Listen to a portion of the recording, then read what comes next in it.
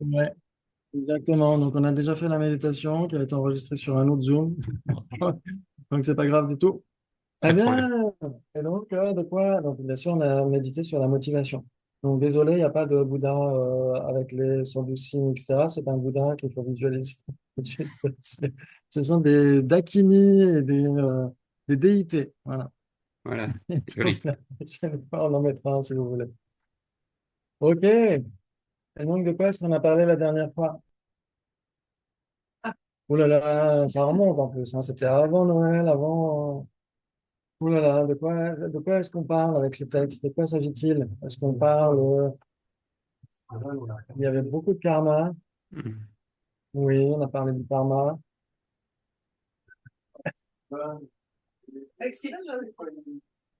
L'équanimité, ok. D'accord, très bien. Parfait. Et une pratique de challenge, c'est parfait. Excellent. Très bien. Ok. Donc, on peut parler d'efficace.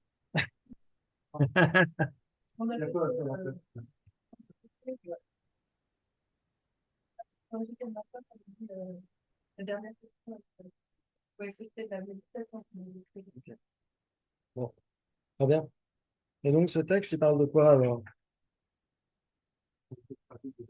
Les 37 pratiques des Bodhisattvas. Et donc, ça parle de quoi? C'est quoi un Bodhisattva? C'est quoi un Bodhisattva? Celui qui s'est C'est engagé d'aller vers l'éveil, pour aider les êtres. s'engager, s'engager d'aller, par exemple, nous, là, ce qu'on a fait, on a fait une méditation, là, on essaie de développer bodhicitta, on s'est dit, je vais m'engager vers l'éveil pour le bien-être des êtres. Est-ce qu'on est devenu des bodhisattvas? Non, Non. on est sur le chemin, ben, le bébé chemin, quoi. Le tout bébé chemin. Oui, exactement. Ouais. Donc, on essaie de s'entraîner à cultiver cette lucidité par rapport à notre situation. Ouais, c'est très important, ouais.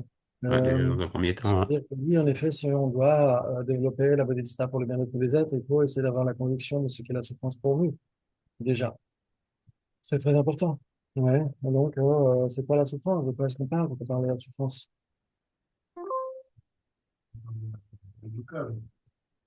D'accord. Oui. Euh, ouais, dukkha, c'est plutôt l'adjectif. C'est plutôt douloureux ou insatisfaisant, etc. Ouais. Mais en effet, dukkham, la souffrance, mais qu'est-ce que ça veut dire? Qu'est-ce que ça veut dire exactement? Ça veut dire quoi?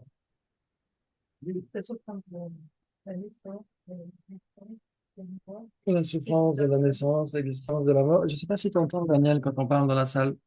C'est un petit peu flou, mais ça pourrait être mieux, mais c'est déjà entendable. D'accord. Ah, déjà, c'est entendable. C'est audible. Ouais. Donc, la souffrance de la naissance, la vieillesse, la maladie de la mort.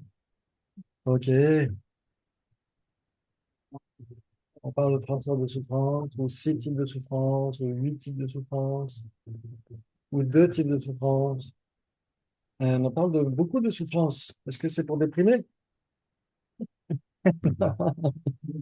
Non, c'est pour les Non, connaître. c'est pour Pour les faire un connaître. inventaire de notre situation, ouais. Ok, donc la souffrance, les trois types de souffrance, normalement, ça devrait être assez facile. On en a parlé un peu, je crois, une dernière fois. La dernière fois, quand on s'est vu, on a parlé de trois mondes, etc. On a parlé de trois types de souffrance, on a parlé beaucoup de fois. Normalement, ça doit être clair dans votre esprit.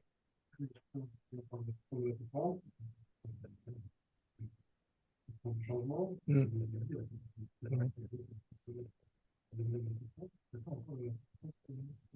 Oui.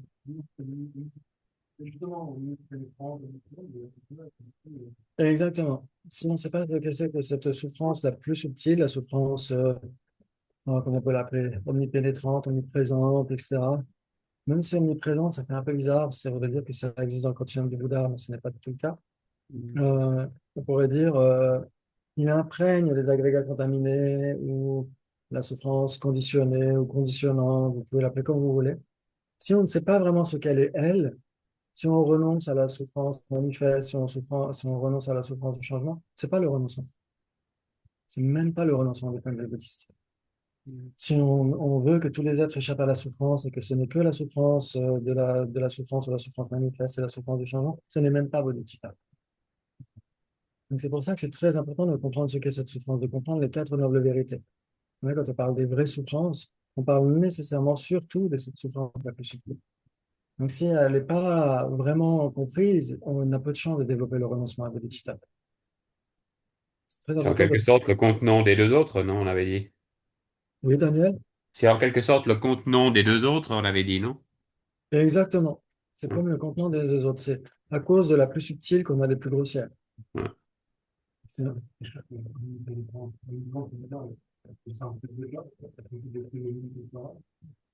Oui, oui, il y a un peu ça. Il y a un peu ça. Ouais, le simple fait d'être là, etc., avec des agrégats contaminés. Mhm. Ouais, c'est de ça qu'il s'agit, ouais, des agrégats contaminés. Ça veut dire que le Bouddha est là des agrégats, mais il n'a pas des agrégats contaminés. Donc, lui, il n'est pas dans les voies de souffrance. Et nous, on y sommes. Nous y sommes. Nous sommes en plein dedans. Ouais. Ok, donc la souffrance manifeste, c'est facile. La souffrance manifeste, ça parle de quoi? C'est facile. C'est très facile. Même n'importe quel individu peut se rendre compte que c'est de la souffrance. C'est manifeste. C'est exactement ça. On dit souffrance de la souffrance, mais je trouve que c'est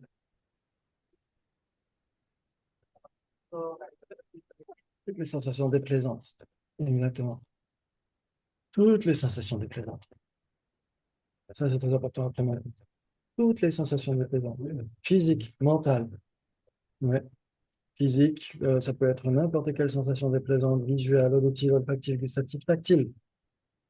Et mentale, bah, par exemple, vous avez un mauvais souvenir. Un mauvais souvenir, ce mauvais souvenir, il va être associé à une sensation déplaisante, mentale.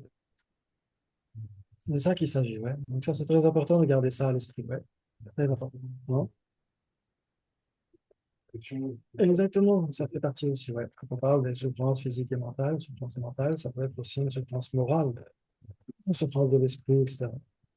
Ok, très bien. Et donc, chercher à échapper à ces souffrances-là, c'est pas du tout le renoncement. C'est juste dire, ah, je sais pas, moi, il nous arrive un problème. Ah, je vais aller sur une île déserte. Je vais aller sur une île déserte, j'ai un problème, je suis embrouillé avec quelqu'un, ou j'ai un problème, je suis malade, ou je ne sais quoi. Je me sens seul, je vais aller vivre sur une île déserte. C'est pas du tout ça. Non, non. Ouais. Ça, c'est juste bah, en avoir marre d'une souffrance grossière, mais tout le monde peut s'en rendre compte. Les animaux peuvent s'en rendre compte. Est-ce que les animaux développent le renoncement pour autant? C'est difficile à dire. Ok, et donc les souffrances plus subtiles, c'est la souffrance du changement en particulier. Ouais, de quoi est-ce que... Alors ça, on en a parlé des milliards de fois. Non, je suis désolé d'en remettre une couche à chaque fois. Mais pour être sûr qu'on sache de quoi il s'agit quand on médite sur Bodhicitta, sur le renoncement, etc., il faut vraiment savoir de quoi il s'agit. À quoi est-ce qu'on renonce?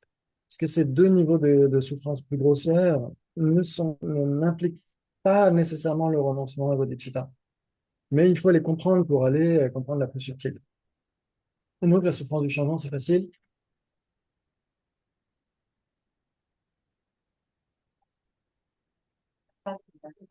Oui,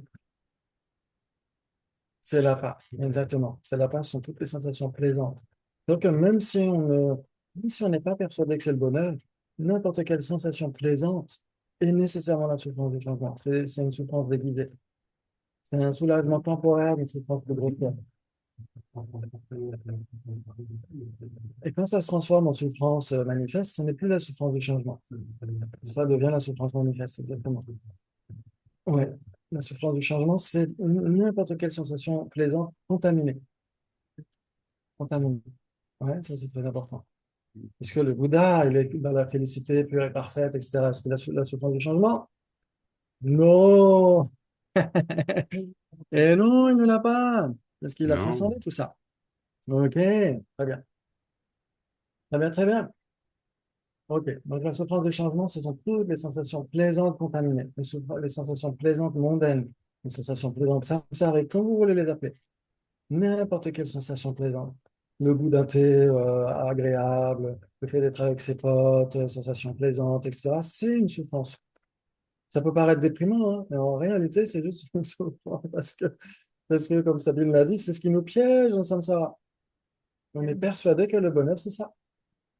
Et pourtant, plutôt un faux bonheur. C'est un faux bonheur. Oui, c'est pas une chose visible, mais on ne peut pas me demander la première fois que j'étais à opter, mais je ne comprenais pas. Mais en fait, dans le fond, j'entends que c'est une expérience positive, non. Mais c'est pas du bonheur, c'est pas du bonheur du tout. Oui, À se mettre. exactement. Oui, oui, tout à fait. C'est un petit peu ça. C'est un petit peu ça. Oui. Et donc, oui, on dit c'est de la souffrance, mais c'est de la souffrance, c'est du plaisir. Le plaisir, c'est pas parce que nous, quand on entend souffrance, c'est nécessairement quelque chose de, comment dire, de désagréable. Or là, on parle de sensations agréables, tout en étant une souffrance. Donc, c'est ça que, hein, pardon? Oui, Sur le moment, on n'a pas tout ça. oui. Le maintien, enfin, pareil, c'est la vie, Ouais. c'est là. Et en fait, dès le premier moment, c'est déjà de la souffrance. C'est ce qu'on dira dans le bouddhisme. Dès le premier moment, même la première seconde du goût du chocolat, la première seconde du marbré, la première seconde du thé délicieux, etc., c'est déjà la souffrance du point de vue bouddhiste. Mais nous, quand on entend souffrance, on pense douleur. On sait pas de la douleur parce que c'est une sensation plaisante. Donc, oui, mais dukkha, ça renvoie surtout à la plus subtile. Surtout à la plus subtile. Parce qu'on peut dire les mots en sanskrit et en tibétain, mais si on ne comprend pas le sens qu'il y a derrière, ah, alors, bah, on dit souffrance, mais il ne faut jamais s'arrêter au mot eux-mêmes. Jamais. Il faut toujours aller vers la signification, vers la définition. Ça, c'est très important. Et donc, c'est pour ça qu'ici, il faut parler de sensations plaisantes. Une sensation plaisante contaminée, là, on voit de quoi il s'agit. La passion. Ouais, exactement.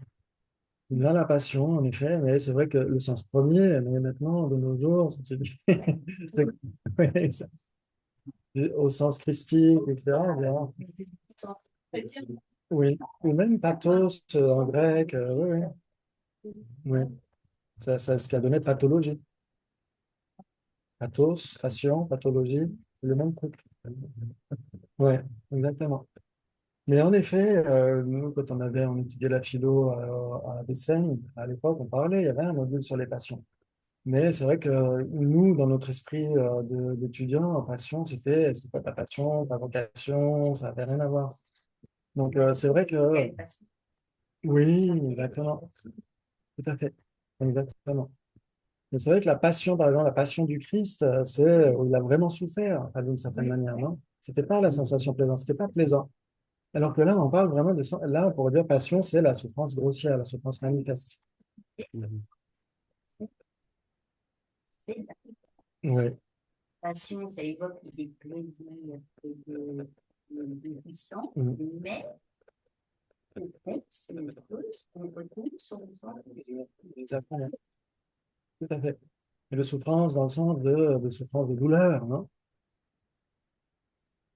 Comme une addiction, une passion, ah, c'est ma passion, je n'arrive pas, non?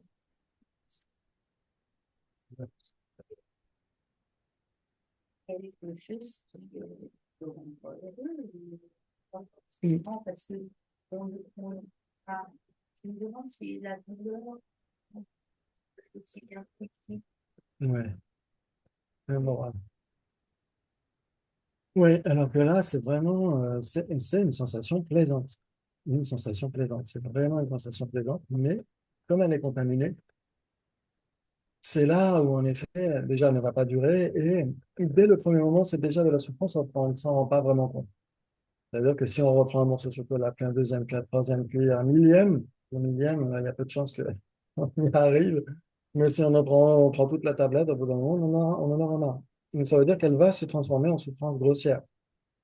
Mais au moment où il y a déjà une sensation plaisante, c'est déjà de la souffrance. C'est déjà de la souffrance parce que si c'était pas de la souffrance, plus on va en manger, plus la sensation plaisante va se développer. Or, c'est tout le contraire. Donc, c'est ça qui est important de voir. C'est ça la souffrance du changement. OK, et pourquoi on a ces souffrances-là? Pourquoi on a des sensations déplaisantes, des sensations plaisantes, contaminées? Parce que fondamentalement, on a la souffrance la plus subtile. Donc, c'est quoi cette souffrance la plus subtile? il y a des agrégats contaminés. L'omnipénétrante. De ce fait, les enfants de Charal, Mm. tant qu'on l'aura pas tiré, la quoi, nous aurons C'est vraiment associé fondamentalement à la saisie de soi. C'est fondamentalement associé à l'ignorance fondamentale. Oui, oui, l'égocentrisme, bien sûr, c'est associé aussi parce que les deux travaillent main dans la main et ça engendre toutes les catastrophes qu'on peut connaître. Mais on pourrait dire que la souffrance la plus subtile est vraiment associée à cette saisie d'existence inhérente. C'est elle qui nous piège dans l'illusion, c'est elle qui nous piège, c'est elle qui fabrique, en fait, on pourrait dire que, par exemple, vous avez un cauchemar qui succède à un magnifique rêve, etc. Dans le cauchemar, vous essayez de fuir une situation difficile. Et le rêve magnifique, vous essayez de vous diriger vers le paradis que vous voyez, etc. Et tout ça, en fait, est dû parce qu'il y a d'abord le rêve. Il y a d'abord le rêve. Il y a d'abord l'ignorance qui crée le rêve, crée le supermarché. Et après, on est dans l'addiction par rapport à ça, et dans l'aversion par rapport à ça. On va aller acheter du chocolat, on va pas acheter de légumes. On va fuir les légumes et la salade. Et on va se diriger vers les plats préparés et vers le chocolat. Et donc, attraction, répulsion. Mais à la base, il y a quoi? Il y a le supermarché qui est fabriqué par notre ignorance. Et donc, c'est ça qui nous piège. C'est l'ignorance qui saisit en soi. Si on comprend ça, à ce moment-là, on peut se dire, OK, j'en ai marre, je ne veux plus de ça. Si on dit, j'en ai marre, je ne veux plus de ça, je ne veux plus de cette ignorance qui saisit en soi, là, on a des chances de développer leur émotion. Là, on a des chances de développer Bodhisattva. C'est-à-dire, les autres, il faut que je les aide à se réveiller. Mais il faut le comprendre déjà pour soi-même. Parce que si on ne le comprend pas pour soi-même, comment est-ce qu'on peut dire les pauvres? On va dire oui, les pauvres parce qu'ils souffrent de souffrance grossière, parce qu'ils souffrent de la souffrance du changement. À la rigueur, on peut le comprendre. Mais la vraie compassion, c'est les pauvres.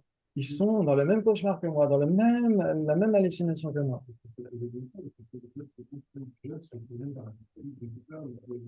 Exactement.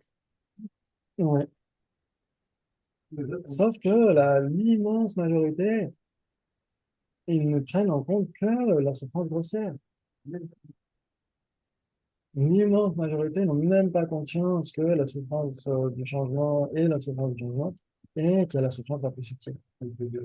Personne n'en sait rien. C'est-à-dire que si le Bouddha ne l'enseigne pas, personne n'en sait rien.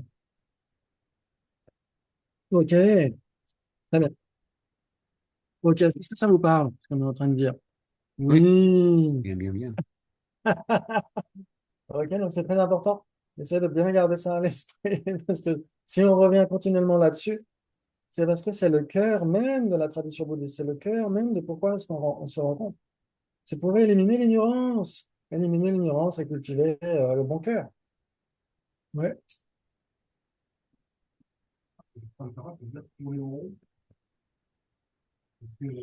Oui, alors ChatGPT, c'est pas toujours nécessairement.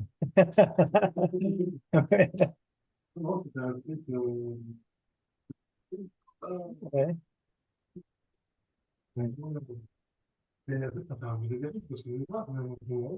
Mm.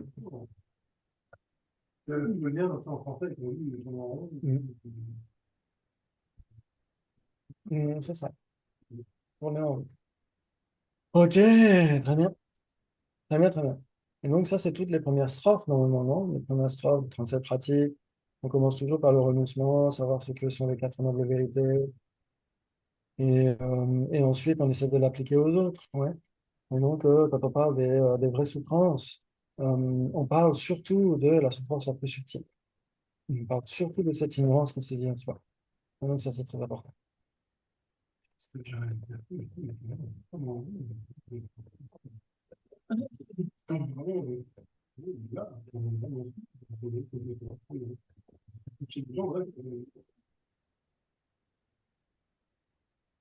Et donc, on essaie de comprendre ça, de vraiment de le comprendre, de le digérer, de le méditer.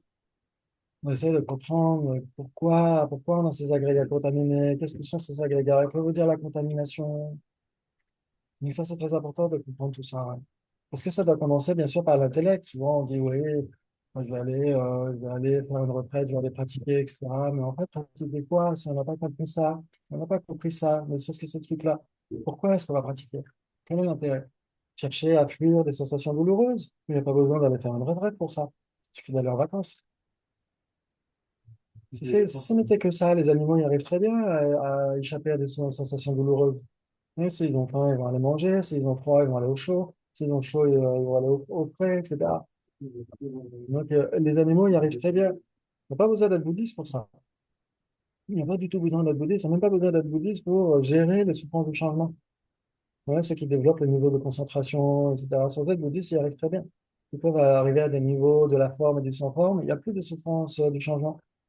Donc, ils arrivent très bien à gérer ça. Il n'y a pas besoin d'être bouddhiste comme ça. Mais pour éliminer la souffrance la plus subtile, sans les enseignements du Bouddha, c'est impossible. C'est impossible, puisqu'elle est tellement subtile que nous, on n'a même pas conscience. On n'a déjà même pas conscience de la souffrance du changement. Donc, c'est très important de voir ça. C'est la bonté immense du Bouddha d'avoir enseigné cela. S'il nous avait pas dit, regardez, c'est votre ignorance qui vous piège, c'est votre ignorance qui vous hallucine, etc. S'il ne nous l'avait pas dit, nous, on prend juste les choses pour les apparences pour la réalité. Depuis des temps sans maintenant. Et donc, à cause de ça, forcément, on a tout le reste des liens de production dépendantes, etc., etc. Ok, donc les quatre nobles vérités, les vraies souffrances et les vraies origines. De quoi est-ce qu'on parle quand on parle des vraies origines? Alors là, aujourd'hui, c'est examen. Vous passez votre examen. Aujourd'hui, ça va être question. Aujourd'hui, on va s'assurer que tout le monde suit, tout le monde est sur la même page. Mais normalement, oui. Les vraies origines, de quoi est-ce qu'on parle quand on parle des vraies origines? Klesha et karma. Ouais. Ouais, ça parle à tout le monde? Ok, Klesha et karma. Très bien, très bien, très bien. Et donc, n'importe quel karma, karma contaminé, karma contaminé. Ah, ouais, ouais, toujours contaminé. Ouais. Et Klesha, c'est quoi? Les émotions perturbatrices, les Ouais. afflictions, vous pouvez leur donner le nom que vous voulez. Euh, à la FPMT, souvent on parle de perturbation, mais moi ça me rappelle tellement la SNCF. En effet, c'est très lié aux afflictions. Mais c'est vrai que c'est surtout voilà, un état qui dérange, un état d'esprit qui dérange l'esprit. Il y a tellement de perturbations. Si on prend le train souvent, il y a beaucoup de perturbations. Il pourrait l'appeler Clécha par SNCF, du coup. Hein. Exactement, tout à fait, la SNCF, on l'appelle karma avec les chats. Vraiment, avec Clécha, ça serait tellement plus joli. Exactement. Très bien. Et donc, en effet, karma avec les chats. Donc, contaminer, ça veut dire quoi? Contaminer, ça veut dire que c'est un délit.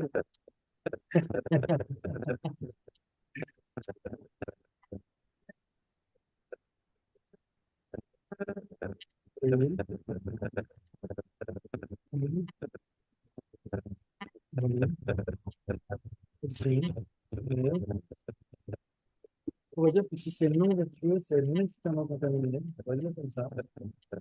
Mais si c'est vertueux, ça ne veut pas nécessairement. On va dire comme ça. Oui, la plupart du temps, on va dire toujours. Oui, tout à fait. Voilà, nécessairement le cadre contaminé. Donc, contaminé à cause de quoi? Parce qu'il y a différentes interprétations de contamination. Oui, c'est exactement. Surtout dans la vue la plus aboutie, c'est-à-dire la première étude. C'est-à-dire que c'est soit la saisie des sens véritables, soit les empreintes de cette saisie des sens véritables. C'est ça la contamination. Dans les écoles de basique, ils n'en parlent pas nécessairement parler de ça. Ils vont dire que c'est soit en étant un objet d'observation, soit en étant un facteur mental, ce qui est susceptible d'accroître les affections. Là, pour les écoles basiques, pour le patient du cœur, même quand il n'y a pas une affection. Par exemple, en arabe, il y a une post-méditation. Un arabe de savoir en post-méditation, il n'a pas nécessairement la fonctionnalité. Mais il a l'apparence de son véritable. Ça, c'est les dits aux empreintes de la saisie d'extrême. C'est après, les personnalités, c'est trop. Même les personnes ne génèrent pas en eux parce qu'on n'a pas la capacité de générer une intuition, d'accroître les contaminations. Ça peut quand même être contaminé.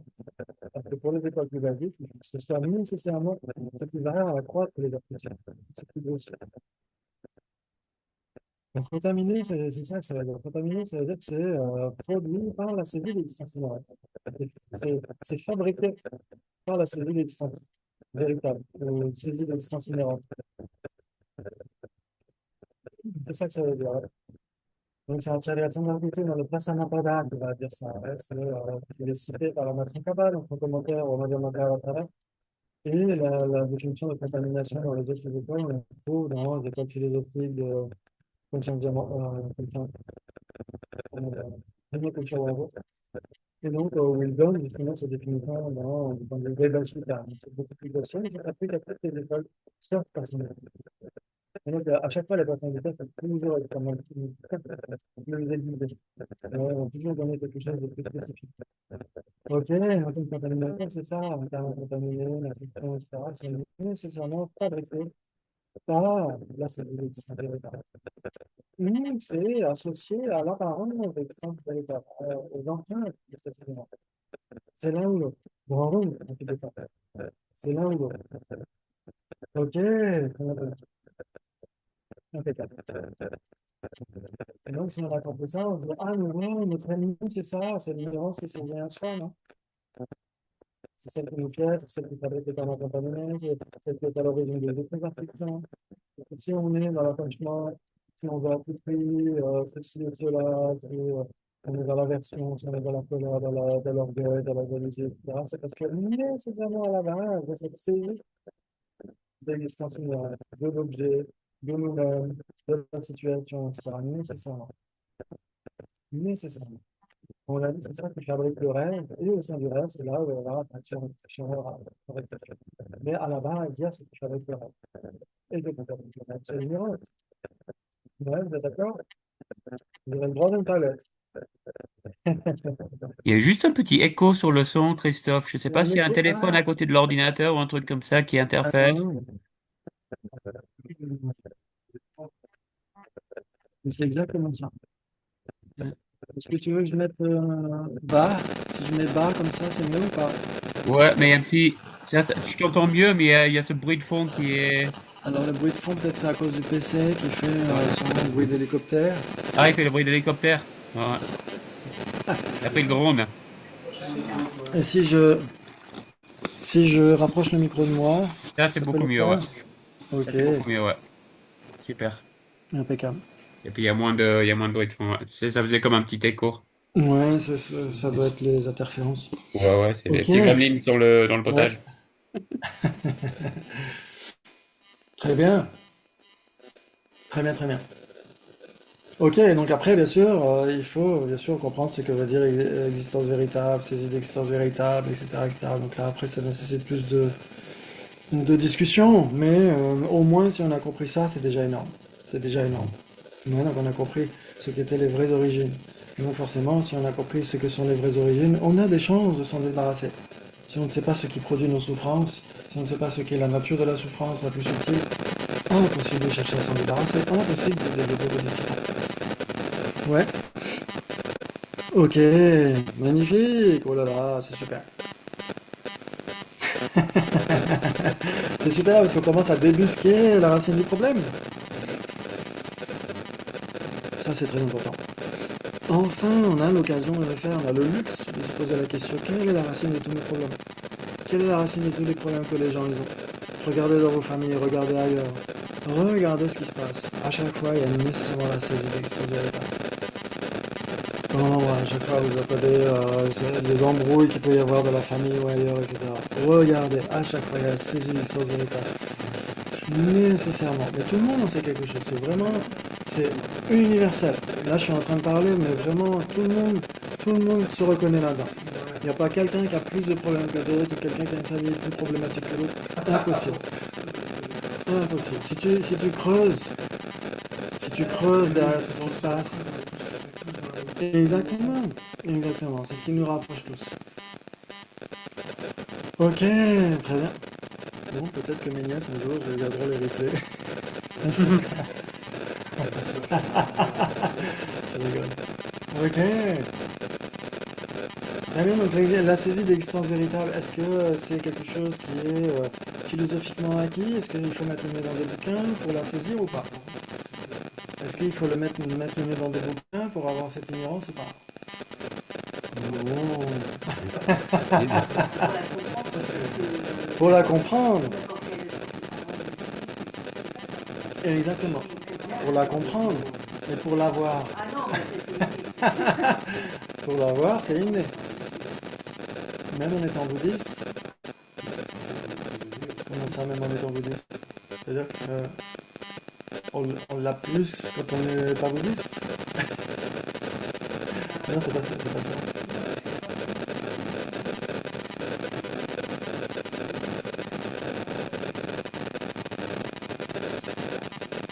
Ah oui, oui, oui, tout à fait. Oui, j'avais pas compris ta remarque en effet. Exactement, c'est pour ça qu'on en parle là. Exactement.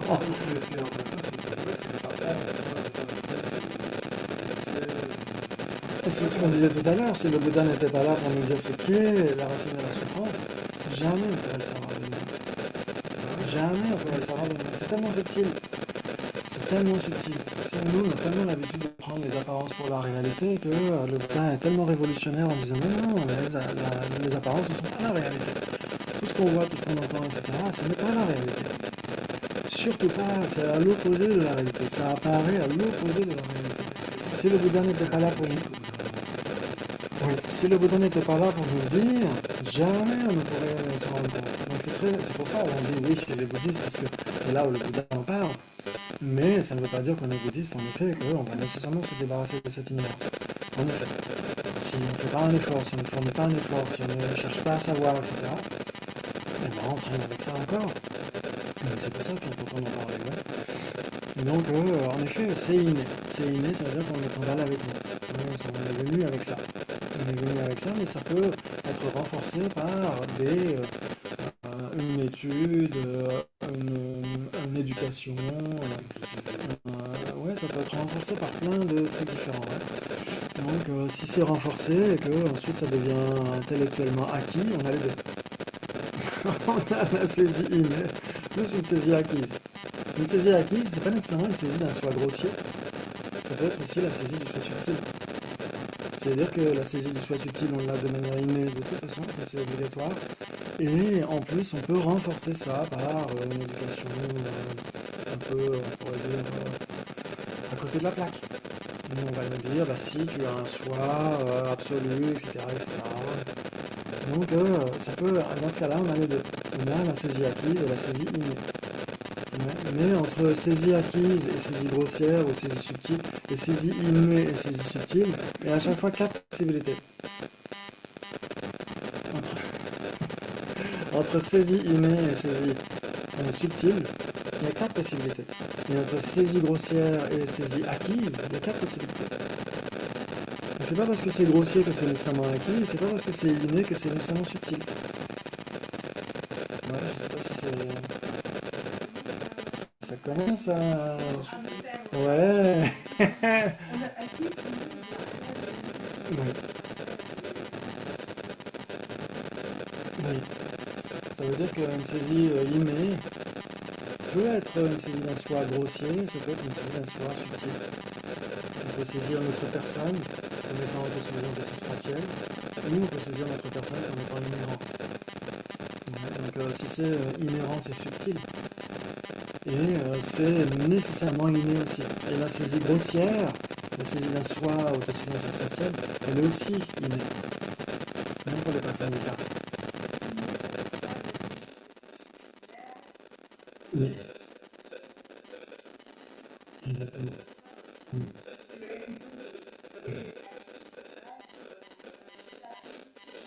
Acquis, ça veut dire? Ouais, oui. Ouais. Mm. Des vies passées, exactement. Ça vient vraiment de l'acquis. Tout à fait. Ouais, ouais. C'est, on est né dans des bouquins de philosophie, etc., qui disent, voilà, on a un soi avec un grand S majuscule, etc. Et donc on pourrait se dire, ah oui, oui, il y a un soi absolu, etc. Moi, je me souviens, je pensais ça il y a plusieurs années en arrière. Il fallait me raccrocher à un absolu, etc. J'étais persuadé qu'on avait un soi absolu.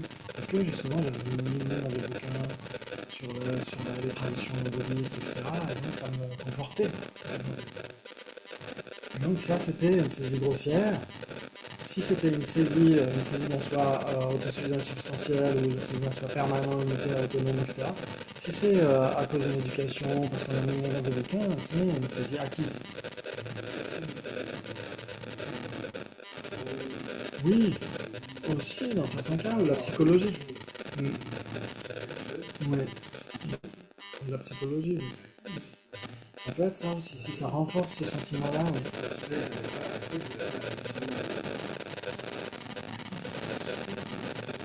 Alors si, même chez les Tibétains, il suffit que tu réfléchis, parce que l'acquis, c'est pas nécessairement ce qui est marqué dans un bouquin, où quelqu'un va te l'inculquer. Ça veut dire si tu réfléchis et tu te dis, ah oui, si, puisque moi j'ai l'impression, quand je suis sur le point de mourir, j'ai ce sentiment-là, et ben c'est que je dois nécessairement avoir ce soir absolu, etc. C'est pas nécessairement une éducation de quelqu'un d'autre que tu lis dans un bouquin. Moi je parle des bouquins parce que ça arrive souvent comme ça. Mais si tu réfléchis par toi-même, les Tibétains, ils n'étaient pas tous des Bouddhas. Et les grands yogis, etc., ils pouvaient aussi renforcer leur saisie du soi de manière acquise. Aussi. Rien ne les empêche de le faire. Donc c'est ça qu'il faut voir, c'est que la saisie acquise, ça veut dire quand c'est nouvellement survenu au cours de cette existence. Alors c'est vrai, on parle des bouquins, on parle d'une éducation, mais ça peut être une auto-éducation, donc on réfléchit et on réfléchit mal. Donc dans ce cas-là, cette saisie acquise, elle peut saisir un soi grossier ou elle peut saisir un soi subtil. C'est pas parce qu'elle est acquise que c'est nécessairement grossier. Et pour l'inné, c'est pareil. L'inné peut saisir un soi subtil, un soi grossier de la personne. Donc s'il y a une saisie d'un soi grossier, c'est qu'il y a nécessairement à la racine une saisie d'un soi subtil. Nécessairement.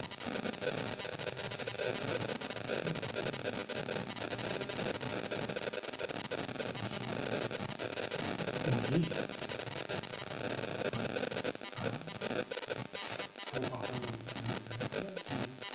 Oui, mais justement, de quel type de soi on parle? On parle de l'absence du soi. Parce que si on dit simplement que c'est l'absence d'un soi permanent, unitaire, autonome, si on s'arrête à ça, comme on dit ça pendant des années, jamais on ne remontera à la racine samsara en question. Jamais. Même si on dit, ah moi je médite sur le non-soi, ça fait des années que je médite sur le non-soi, jamais on va entamer les couches les plus subtiles de notre vie.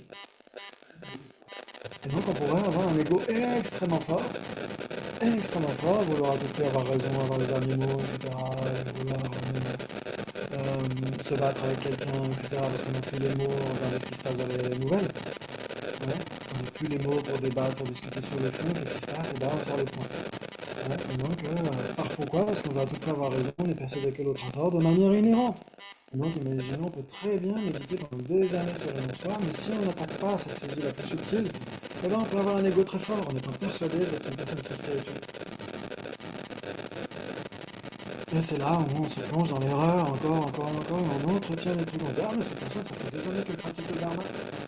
Oui, mais qu'est-ce qu'elle a réellement compris de la saisie subtile? Sur quoi elle médite tous les jours? C'est pas facile. Exactement. Je suis totalement d'accord. C'est pas si facile. C'est pas facile du tout. On saisit de manière innée ces différents niveaux, mais on ne les comprend pas de manière innée. Exactement. C'est ça qui fait qu'on peut... Oui, exactement. Et même, comme on a dit, on peut très bien saisir un soi subtil de manière innée et de manière acquise. Donc c'est pour ça que c'est d'autant plus difficile de faire la part des choses. Donc c'est pour ça que c'est important de se poser la question et de s'intéresser à ça, et d'étudier, d'analyser, etc. Sinon, il y a peu de chances qu'on fasse la part des choses. Même après des années de pratique. mais après des années de pratique. On peut avoir l'esprit encore plus confus, encore plus égotique, encore plus... Parce qu'on se dit, ah, moi j'ai 30 ans de bouddhisme derrière moi, j'ai vu tellement de cas, parce que je bossais avec des Tibétains, je bossais avec des Tibétains, on faisait des foires, des festivals d'Himalaya, etc. Et on rencontrait tellement, discutait avec tellement de gens, etc. Et parfois, tu vois des choses où on vendait des CD de chants tibétains, etc. Et où la personne dit, ah tiens, pour le dit, bah, tiens, c'est le mantra de Bole Bole. Ah mais je sais, j'adore. Je sais, ça fait 30 ans que je pratique le bouddhisme, je sais, mais pas à m'apprendre quoi que ce soit. J'adore. C'est là où on voit que c'est très difficile de faire la part des choses. Oui, alors après on peut parler de plein d'exemples. On peut parler de plein d'exemples divers et variés. Mais en effet, après, ce qui est important, c'est de voir le reflet de ce qui se passe chez les autres pour l'appliquer à soi. Ça, c'est l'idéal. C'est l'idéal de voir des exemples concrets, parce qu'on a tellement plus l'habitude de voir les exemples à l'extérieur, qui doivent nous aider à vérifier ce qui se passe à l'intérieur. Et dans ce cas-là, oui, on a peut-être des chances de progresser. Et si on est continuellement à ne voir que les défauts chez les autres, etc., sans jamais l'appliquer à soi, eh ben, on va juste faire du gossip et puis voilà. Mais par contre, si ça a un intérêt pédagogique, dans ce cas-là, ça peut être intéressant.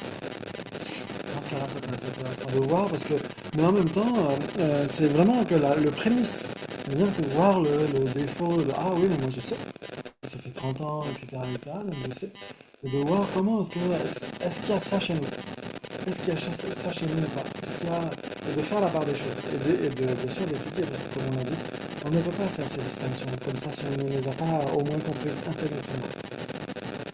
Ça veut dire que même si c'est inné, même si on a une saisie innée, pour défaire cette saisie innée, il faut passer par l'intellect. Nécessairement. Mais il faut savoir quelle tête aurait ce choix s'il existait de la façon dont on est saisi. Quelle tête aurait ce monstre s'il existait sous notre lit? Quelle tête aurait-il? C'est très important de faire ça. Oui.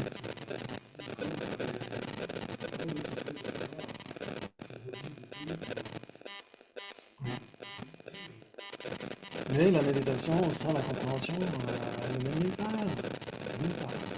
Si on dit je vais méditer, je vais rester dans un état un peu de vacuité, mais de vacuité de pensée, de vacuité de ressenti, etc. C'est-à-dire il faut un non-engagement mental, il faut une forme de quiétude intérieure où on est là, comme si on résumait la méditation à la pleine conscience, par exemple. Même si il semble y avoir de l'analyse aussi, c'est ce que m'avait dit Richard à Sodas, parce que lui, il a un diplôme d'instructeur en pleine conscience. Il m'avait dit qu'il y avait quand même de l'analyse, une certaine analyse, malgré tout. Il n'y a pas que je suis focalisé sur le grain de raisin que je suis en train de manger. Donc il y a quand même ça. Mais après l'analyse, il faut la mener de manière aboutie. Savoir exactement de quoi on parle. Savoir exact. Si on dit oui, l'ignorance fondamentale, oh oui, l'ignorance fondamentale, puis ça, je vais échapper à l'ignorance fondamentale, puis tous les êtres échappent à l'ignorance fondamentale. Mais quelle est la nature de cette ignorance fondamentale?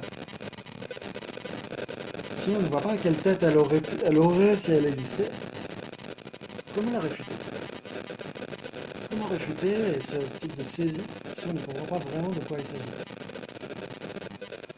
Et c'est ça tout le cœur de ces études. C'est pour ça que j'essaie d'étudier le Dharma. C'est pour ça que dans le chapitre 9, la première strophe du chapitre 9, où le Bodhisattva Vasantideva dit oui, toutes ces branches ont été enseignées par le Muni pour mener vers la sagesse.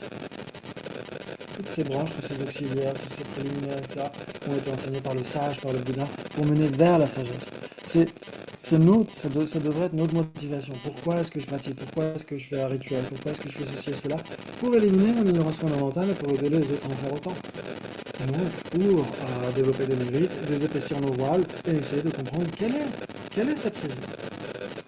Comment est-ce elle pourrait tenir la route?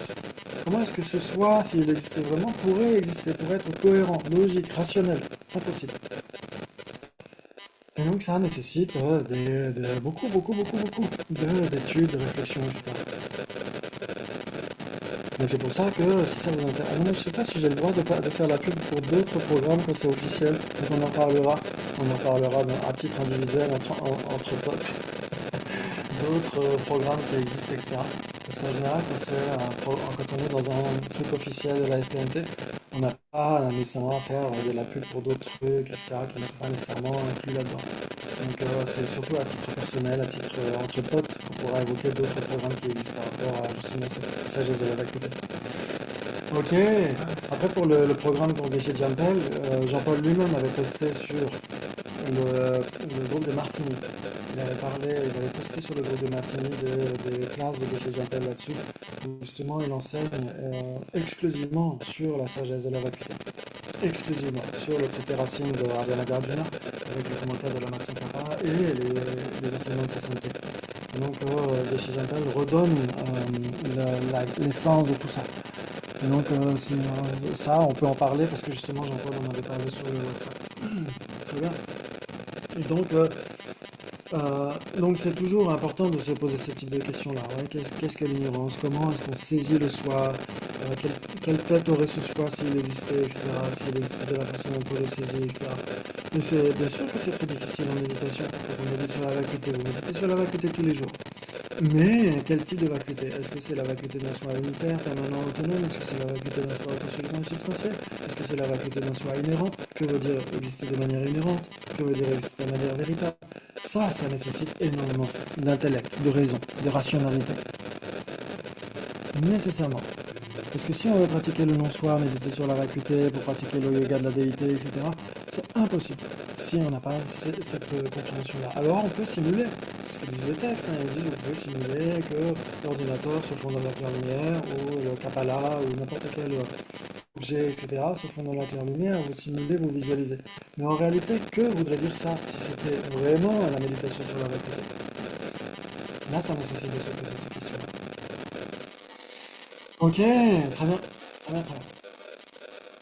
Magnifique, donc si ça vous intéresse, on pourra en reparler.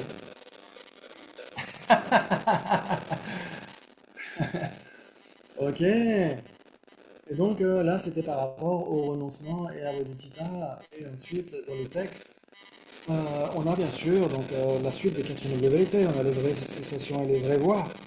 Ouais. Et donc forcément, ça vous connaissez par cœur, vous savez très bien à quoi ça correspond. Les vraies cessations et les vraies voies. Oui, c'est lié à la vérité ultime, exactement, parce que les vraies cessations, euh, pour les Garudas, c'est considéré comme des vérités ultimes, mais elles sont surtout dues à la réalisation directe de la vérité ultime. Et une vraie voie, c'est principalement, on pourrait dire, une réalisation directe de la vacuité. Nécessairement. Une réalisation directe de la vacuité incluse dans une voie. Ouais, c'est ça qu'on avait dit. D'ailleurs, on en avait beaucoup parlé quand on a parlé des trois joyaux, quand on a parlé des kayas, etc., etc. Et donc on avait dit qu'en effet une vraie voie, c'est surtout ça, c'est une voie, donc c'est une claire réalisation associée au renoncement et conjointe à la réalisation directe de la vacuité. C'est ça une vraie voie, c'est la voie d'un Maria, nécessairement. Mais une vraie voie, c'est pas nécessairement une sagesse qui réalise directement la vacuité, c'est-à-dire l'Arya Bodhisattva qui pose méditation, qui va faire la vaisselle, etc. Est-ce que sa cognition est une vraie voie? Non? Ah bon. Il n'est plus sur. Ouais. Quand il est silent.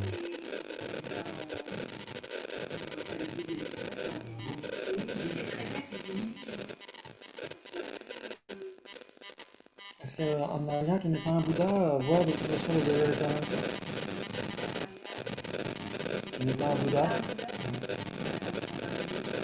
De toute façon.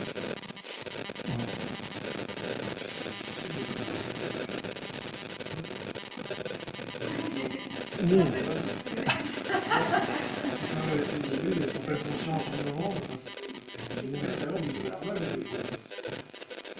Alors, si la personne est en réalisation directe de la vacuité, les vérités conditionnelles n'apparaissent pas à sa conscience. Donc la lessive, l'éponge, l'assiette ne lui apparaissent pas. il y a peu de chances que les assiettes soient intactes à l'issue de la vaisselle. Ça veut dire que, à cause du voile cognitif, la personne qui réalise directement la vacuité, il n'y a que la vacuité qui lui apparaît. Mais les vérités conventionnelles, elles n'y apparaissent pas. Donc là, cette personne post-méditation, il n'y a que les vérités conventionnelles qui lui apparaissent et la vacuité ne lui apparaît plus. Donc il y a une alternance pour les perceptions directes. Pour la conception la conscience conceptuelle, c'est différent. Tu peux certifier la vacuité et la vérité conventionnelle en même temps. Ça, à la rigueur, pourquoi pas. Mais pour une perception directe, c'est là où ça pose question. Donc, on pourra dire que le Bodhisattva qui est en post-méditation, c'est-à-dire qu'il n'est plus sur une vraie voie, il n'est pas sur une voie de méditation.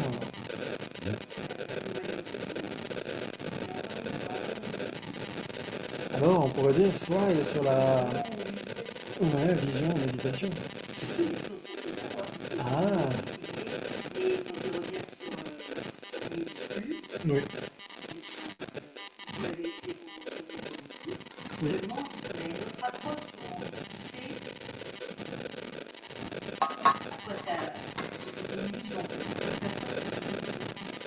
Il perçoit que, par exemple, l'assiette qu'il est en train de laver. Non, mais il est intellectuellement. Enfin, nous aussi, il doit quand même avoir une autre approche que nous, puisqu'il a senti, il a réalisé pendant sa méditation, donc il ne peut pas avoir la même approche que. Il se contente pas de la vérité dimensionnelle. Il arrive à intégrer les deux, même en faisant la vaisselle, je pense, à un certain niveau. Si la réalisation.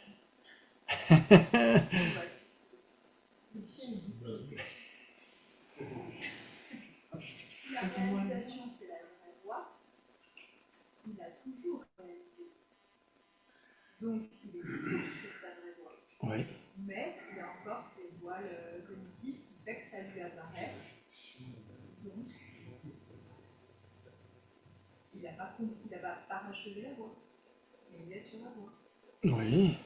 Enfin, son état d'esprit, il est toujours sur la voie. Exactement. Oui, il ne chute pas de la voie. Il n'y a pas de retour en arrière. Si c'est un arrière, il ne peut plus chuter, c'est impossible. Donc c'est toujours un arrière bodhisattva, même quand il fait la vaisselle. Mais quand il fait la vaisselle, il ne perçoit plus la vacuité. Mais j'imagine que sa réalisation directe de la vacuité est tellement puissante que même si la vaisselle continue de lui apparaître comme existant de manière ignorante, de toute façon, parce qu'elle a le voile cognitif, il ne le saisit plus. Pour lui, c'est plus pénible de faire la vaisselle. Oui, c'est certainement. Mais non, il se rend compte que ça n'a pas d'existence véritablement. Donc, mais c'est pour ça que, parallèlement, il va créer de moins en moins de karma. Donc, parce que il va relativiser plus les choses, en fait. Il verra différemment que nous. Il aura une autre approche en post-méditation. Oui. Progressivement, il va avoir moins de péchés, moins de etc. Ouais, des choses qui viennent Il aura normalement plus de karma non vertueux. Il aura toujours des karmas contaminés jusqu'au 8e bhumi. Il va toujours en accumuler normalement, non? Mais pas des karmas qui sont le second lien des 12 liens. C'est pas la même chose. Des 12 liens. Alors, attends, quelle est la différence entre le karma des 12 liens qui viennent de formation karmique du passé, comme ça? Alors, non, la formation karmique, c'est toujours au présent. Ouais, c'est le devenir qui est le mûrissement des graines issues du passé. Mais les formations karmiques, le lien numéro 2, c'est nécessairement au présent.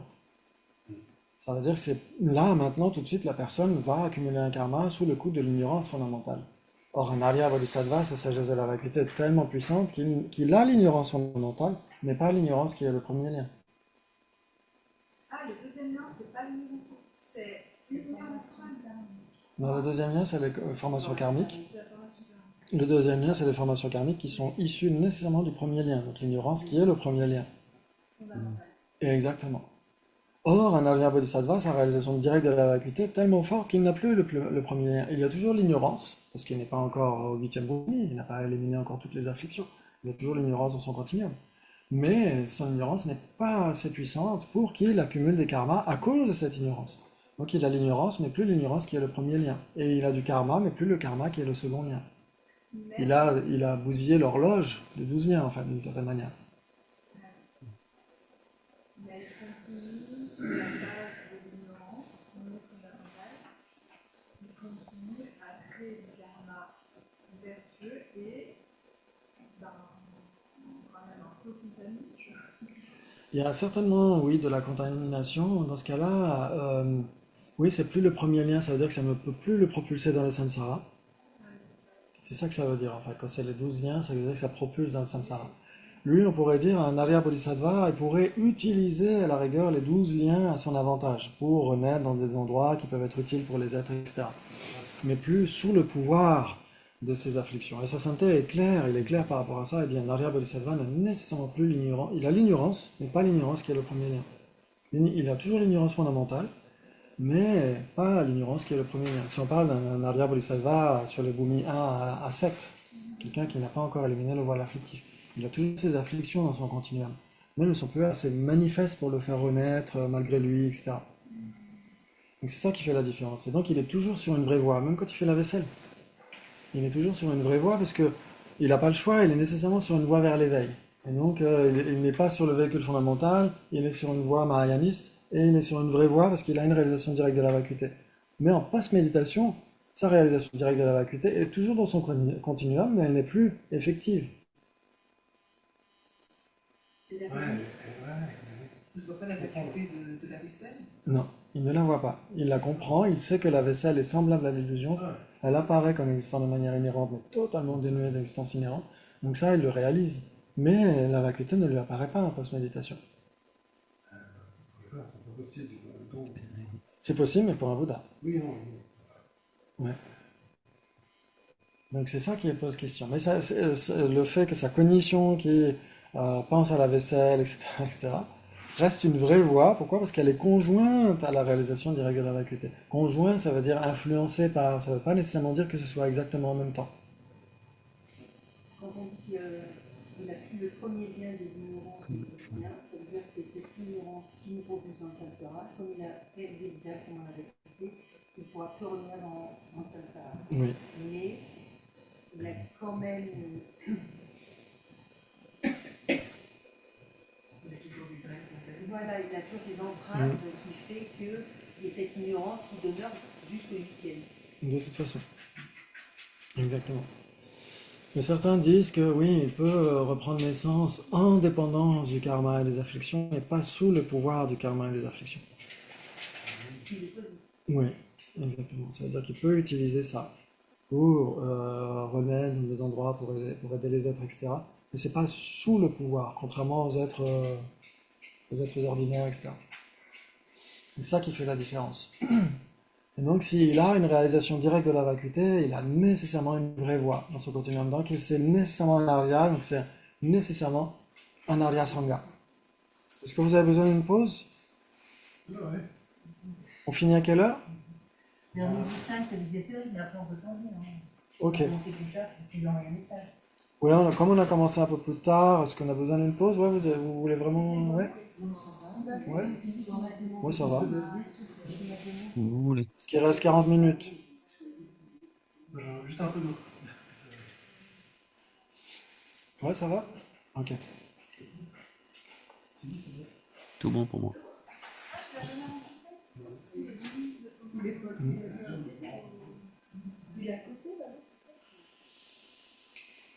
Ça va, ce que je suis en train de raconter, c'est du charabia ou pas? C'est vraiment bien. Merci. Ok. Il n'est pas sorti du sable.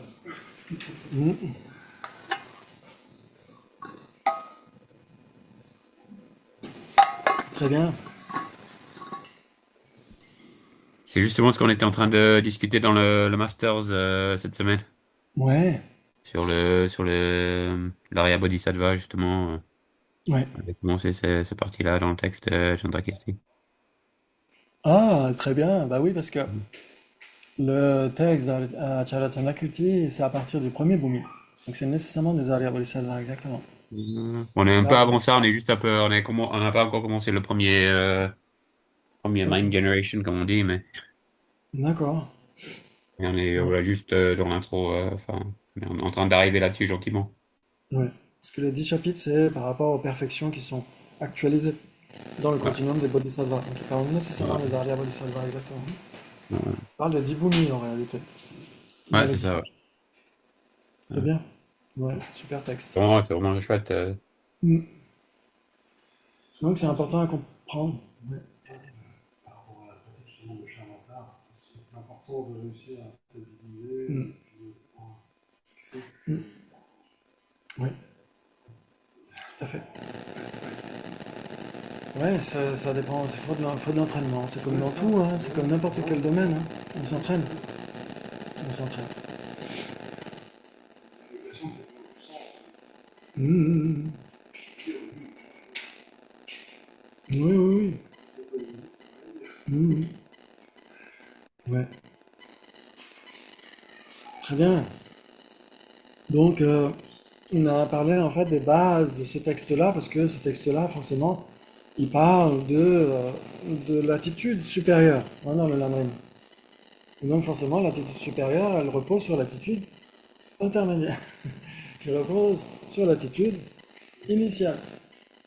Ouais, donc forcément, c'est comme ça, c'est dans l'ordre, on essaie de s'entraîner comme ça dans l'ordre.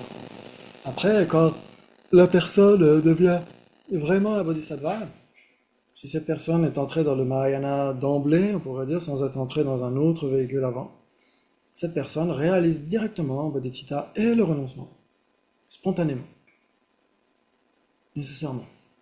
Ouais, ça veut dire qu'avant d'avoir une réalisation non artificielle, on pourrait dire, une vraie réalisation, la personne s'entraîne, donc on cultive la méditation, on essaie de méditer sur les quatre nobles vérités, comprendre ce qu'est l'ignorance, etc.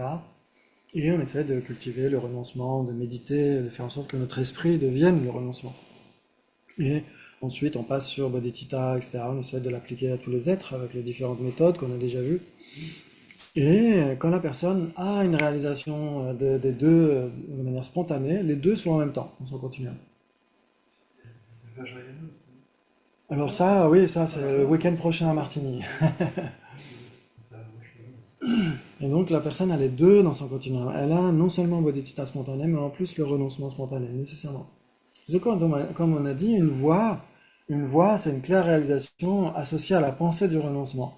Donc une voie mahayaniste, c'est nécessairement aussi une claire réalisation associée à la pensée du renoncement.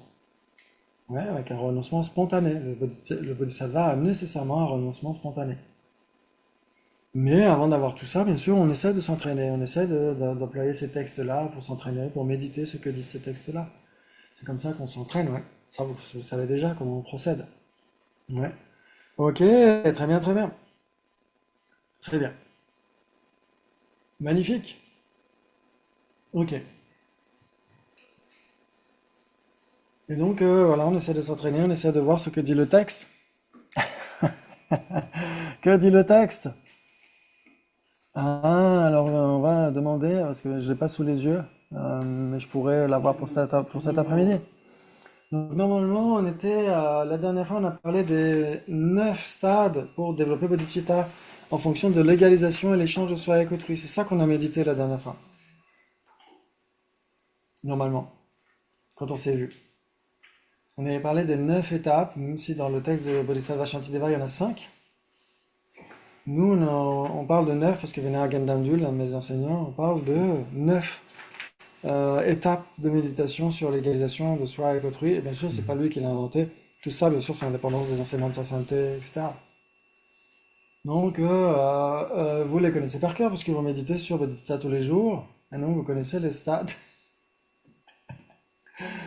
sur lesquels on médite progressivement, etc. pour développer Bodhicitta. Non, mais je rigole, mais en fait, c'est pas drôle. Ouais, donc le premier, forcément, vous l'avez pleinement à cœur.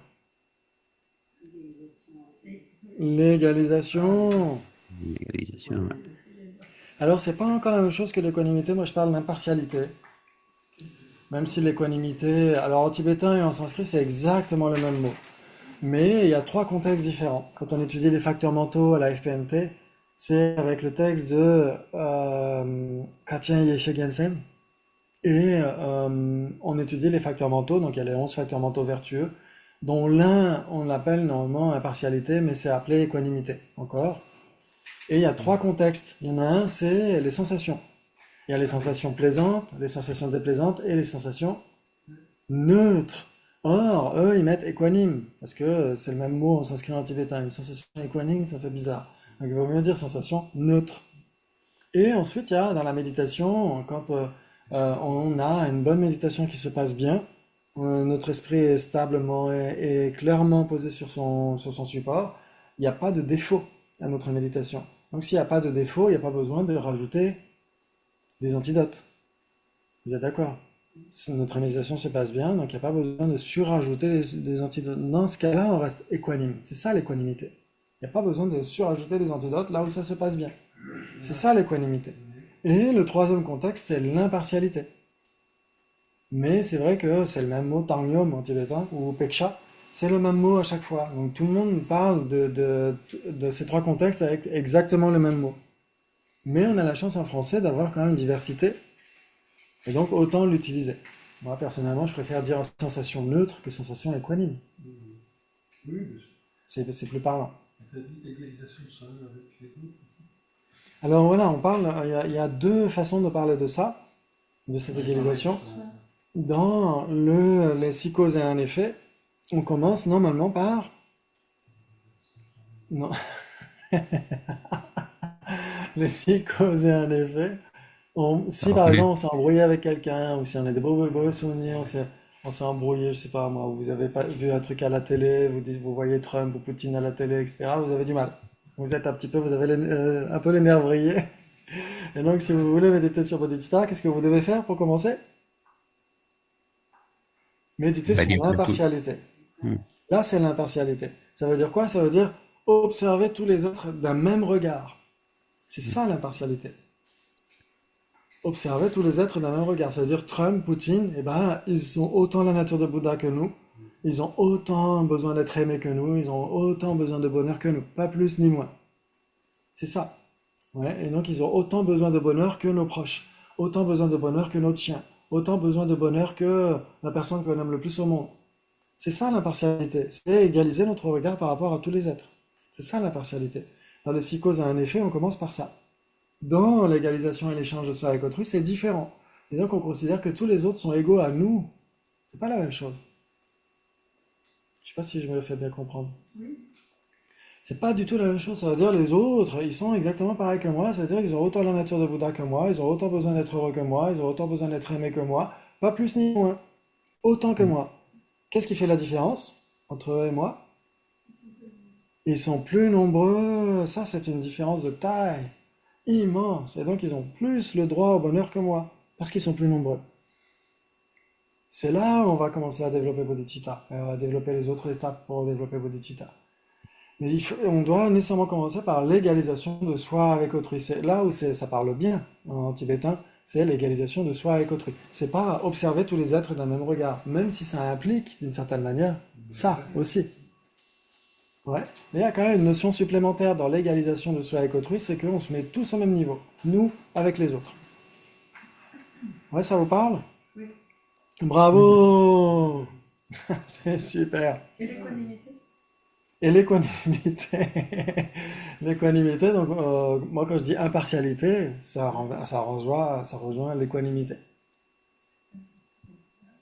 Alors, normalement, moi quand je parle d'équanimité, c'est dans la méditation. C'est-à-dire quand on n'a pas besoin de surajouter des antidotes, on est clairement et stablement posé sur son objet, il n'y a pas besoin de surajouter une focalisation jusqu'au point de saigner du nez, parce qu'on est déjà bien posé sur l'objet. Donc là, on reste équanime. C'est là où on peut parler d'équanimité. Mais à la FPMT ou dans de nombreux cercles bouddhistes, quand on parle d'équanimité, c'est pour parler d'impartialité. Ouais, ça veut dire observer tous les êtres d'un même regard. Mais personnellement, je préfère employer la partialité. C'est ce que fait Mathieu Ricard aussi. Et je trouve que c'est de lui que j'ai pioché ça. Et je trouve que c'est plus parlant. C'est être impartial. Ouais, ok. Très bien. C'est un principe humanitaire aussi. Exactement. C'est vraiment les droits de l'homme. Les droits de l'humain, on pourrait dire, parce que l'homme, c'est toujours masculin.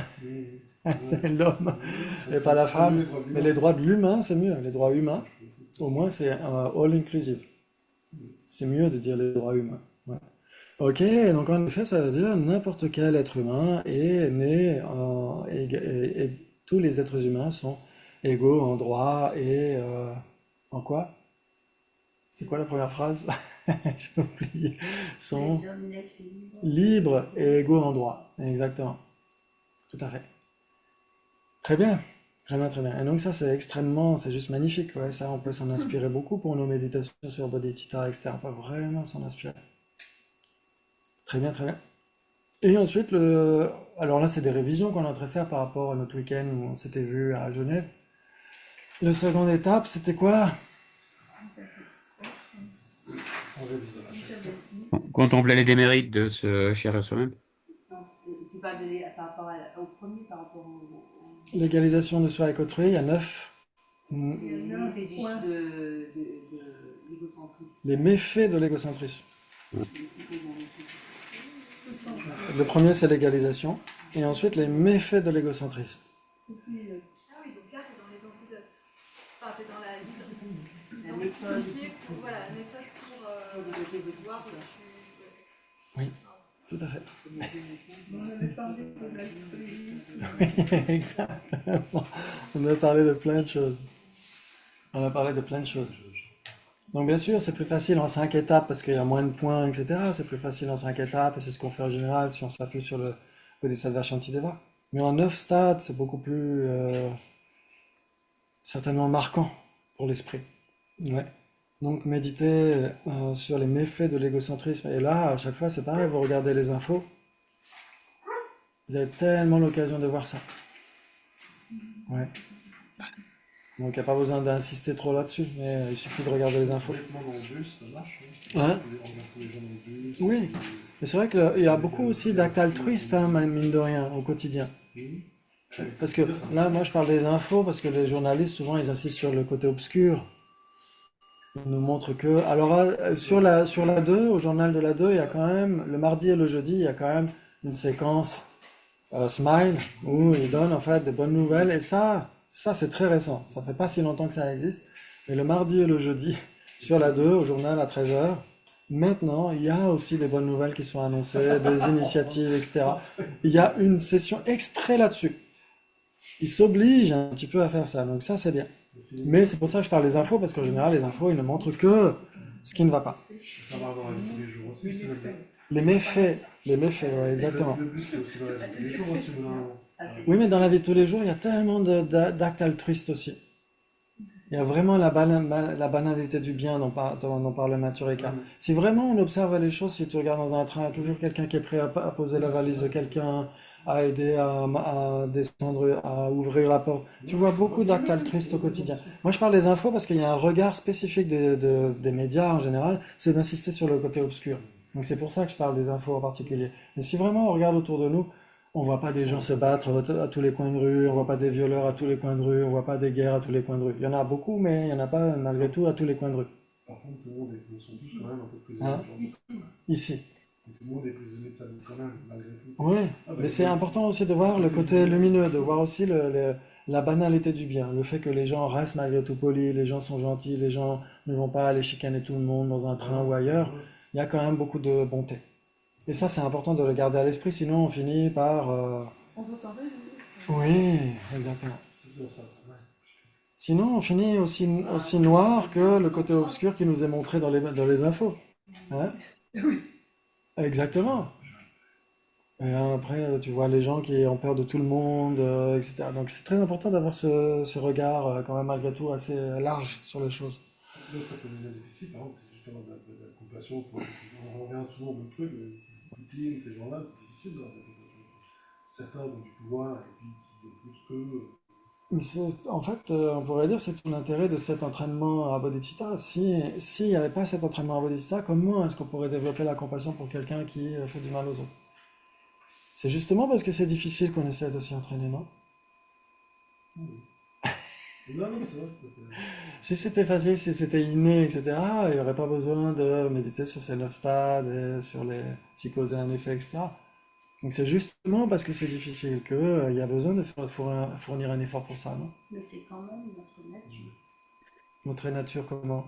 Bah, notre nature profonde, elle est bonne. Ah oui! Oh là là! Ça veut dire que malgré tous les karmas et malgré toutes les couches accumulées de négativité et d'illusions, il y a quand même des moments, peut-être, où cette nature, elle se manifeste Plein de fois, spontanément. plein de fois. Regardez autour de vous. Ah oui, Ça- moi je ça trouve peut qu'on en être- a ça quand peut même penser. plein Regardez d'exemples. autour de vous. Ça me fait penser au film, c'est le retour du Jedi. On pense souvent le film, on pense souvent que le retour du Jedi, c'est Skywalker, qui est Luke Skywalker qui revient. En fait, le titre, ça peut être compris aussi comme Dark Vador, le retour du Jedi qui revient du côté lumineux. Mhm. Le film, il raconte ça, hein. Il raconte le retour de Dark Vador du côté lumineux. Ouais. Ça fait penser à ça. Mhm.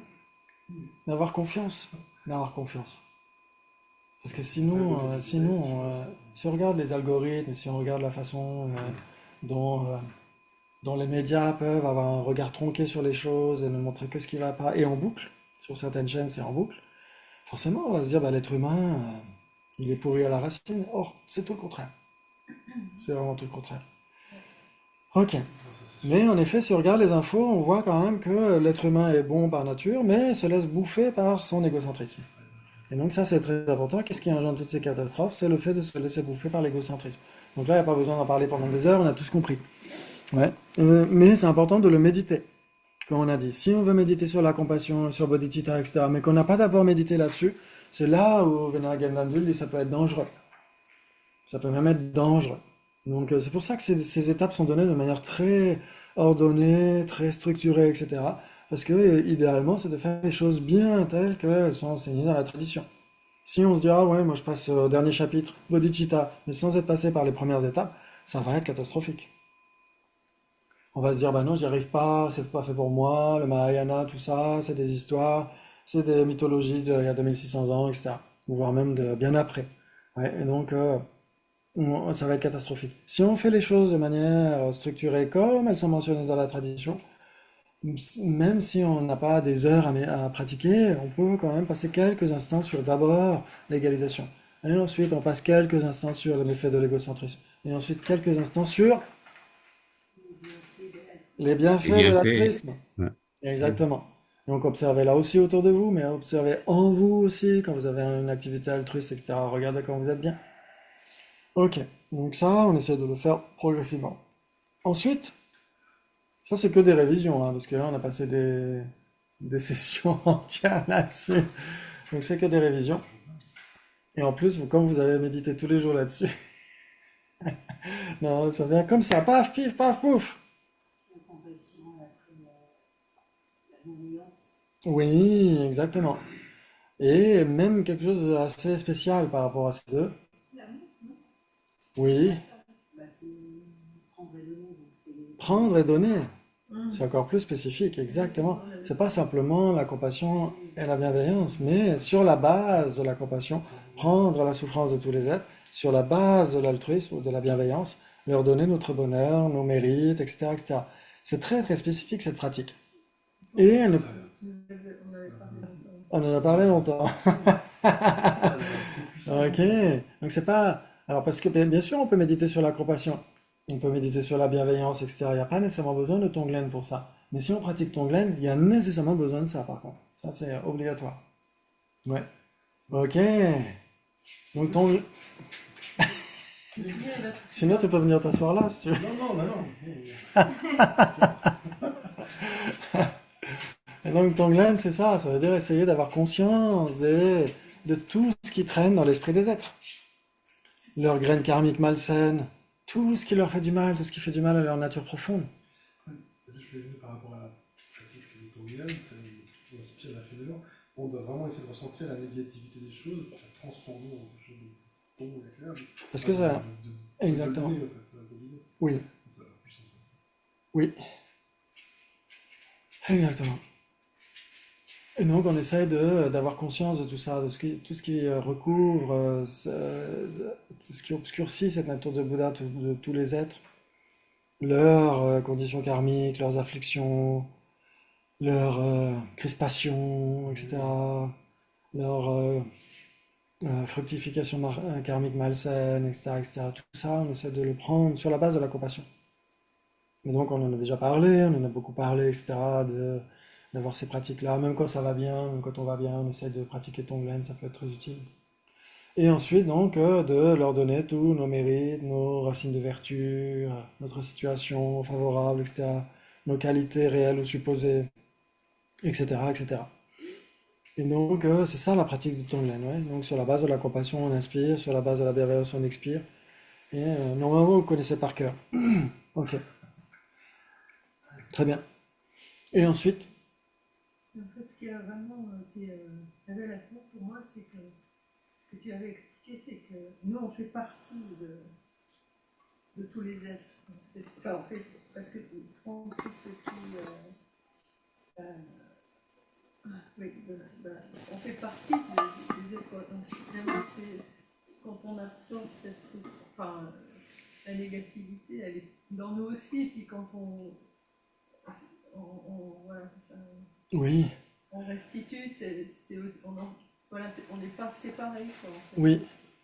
Ça veut dire qu'on pratique Tonglen pour aller mieux aussi, c'est pas pour prendre toute la souffrance du monde sur nos épaules, etc. C'est pour aller mieux aussi, ça veut dire que c'est pour éradiquer notre égocentrisme. On essaie de la transmuer. Exactement, Voilà, on prend la tout à fait. souffrance des êtres. Oui, on la garde pas, exactement, Oui, tout à mais fait. elle est pas, c'était dans le sens où moi j'ai compris, c'est que c'était pas extérieur à nous, parce que par définition, c'est un continuum. Ah oui, je vois ce que tu voulais dire, c'est que en effet Tonglen, c'est enseigné dans la lignée de la vue profonde, et donc ça nécessite une compréhension de la vacuité. Bon, De dire que vous, vous êtes là-bas et moi je suis ici. Mais pour vous, moi je suis là-bas et vous, vous êtes ici. ouais, donc tu avais expliqué, ajouter cette dimension, Exactement, quoi. je me Non, je souviens. me souviens, ça va ajouter cette dimension et ça permet du coup, de faire sans souffrir. Oui, exactement, parce qu'en fait on n'est pas censé souffrir, au contraire. Voilà, Tonglen, c'est ça la discussion. on doit être tellement mieux avec Tonglen. Au contraire, c'est une méthode, un remède magnifique. C'est-à-dire que si on va bien, eh ben on donne notre situation bienheureuse aux autres, etc. On prend leur souffrance, on est dans un lit bien chaud avec une couette, etc. On pense à tous les SDF qui n'ont pas ça, etc. Donc jusqu'à se dire, tiens, pourquoi pas, est-ce que je pourrais changer ma situation contre la leur? Essayer de voir jusqu'à quel point on a une résistance ou pas, on a une crispation ou pas, d'aller creuser à l'intérieur. Mais sans se forcer non plus, parce que si on se dit, ah, moi je vais aller changer mon lit contre un SDF et qu'on n'a pas le niveau pour ça, ça va être encore pire. On va se dire, ouais, le bouddhisme m'a rendu SDF, etc. Ok. Et quand tout va mal, quand on a une souffrance, quand on a l'impression qu'on est malade ou ça va pas bien dans la vie, dans n'importe quoi, n'importe quel, le moindre inconfort qu'on puisse avoir, visualiser que tous les êtres en sont épargnés. On le prend à leur place. Mais en effet, c'est pour éradiquer notre sentiment d'égocentrisme. On est censé visualiser que soit j'espère qu'on a mal au genou, on a mal ailleurs, ou on n'est pas bien, etc. On visualise que tous les êtres, tout leur karma malsain, etc., se manifestent à travers ça. On prend ça à leur place en disant, là, au moment où je suis en train de souffrir, ou au moment où j'ai une pensée malsaine, ou de la colère, ou je ne sais quoi, puissent tous les êtres échapper à ça, à cette pensée malsaine, à cette colère, à cet inconfort, etc. Je prends leur souffrance à leur place. Et là, notre attitude est tellement différente. Il y a peu de chances que notre colère reste dans notre continuum, il y a peu de chances qu'on ressente la douleur autant qu'avant, etc., etc. Et ça peut vraiment être très très utile de transformer les choses à notre avantage pour continuer à progresser. C'est une simulation en fait, on ne prend pas vraiment la souffrance des êtres, mais on se dit au moins c'est le mûrissement de toutes mes prières dans mes vies passées, puissais-je prendre la souffrance de tous les êtres, bah là je suis en train de le faire, donc c'est génial. Et puissent-ils tous échapper à ça au moment où moi je suis en train d'éprouver ça. Ça c'est magnifique. C'était Pierre philosophale, comme tu avais dit. Mm. Oui, mais il faut vraiment s'imaginer, voilà, qu'on fait partie de tous les êtres. Mm. Oui. Oui, parce qu'on peut pratiquer Tonglen aussi avec soi-même. Comme on a dit, on peut commencer avec soi. Quand on a une migraine ou autre chose, se dire, bah, je prends ma future souffrance maintenant, au lieu d'avoir à l'éprouver à l'avenir. Et en réalité, d'une certaine manière, c'est vrai. Parce que quand un karma fructifie, la graine ne mûrit jamais deux fois. Donc d'une certaine manière, c'est vrai. Quand on dit, ah, j'ai un problème, j'ai pas de place dans mon train, etc. C'est vrai? Combien de... Oui, c'est arrivé hier. Mais combien de fois, si on ne règle pas ce problème, c'est ce qu'on disait hier, si on ne règle pas ce problème-là une bonne fois pour toutes, il va se répéter des milliards de fois. Ça veut dire que si on est là à dire à chaque fois pourquoi moi, etc. Par exemple, dans la famille, on me dit ça. Oh bah toi, t'as jamais de bol avec la SNCF. Mais je dis, mais c'est normal, c'est juste de la statistique. Je prends souvent le train. Donc plus tu prends le train, plus tu as des chances d'avoir un problème avec le train. C'est tout à fait statistique. Ça n'a rien à voir avec la shkumun. C'est arrivé. J'ai fini par arriver. Mais c'est hallucinant. Souvent, on me dit ça, ou mes frangines me disent ça. Ah, mais t'as vraiment pas de bol avec les trains, avec les transports. Mais en fait, c'est juste si tu les prends souvent, t'as plus de chances d'avoir des problèmes. Avec mon vélo, c'est pareil. Je le prends presque tous les jours. Donc, c'est normal que, au bout d'un moment, je vais avoir une chambre à air crevée. C'est pas juste, c'est pas un coup de malchance. C'est juste de la statistique.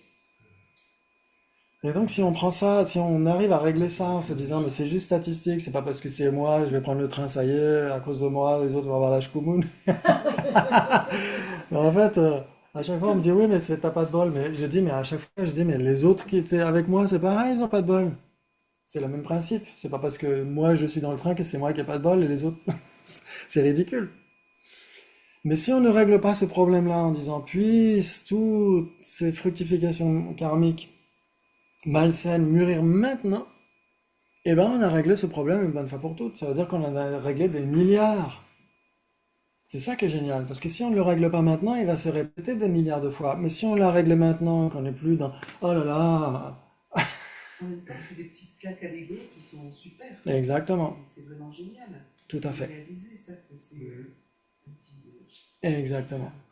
Et on en a besoin. C'est top. On en a besoin. C'est ça qu'on avait dit quand on avait parlé à Martigny. On avait parlé du gravier. Si on a la corne sous les pieds, si on peut supporter le fait de marcher pieds nus dehors, etc., c'est parce qu'on a suffisamment marché sur du gravier.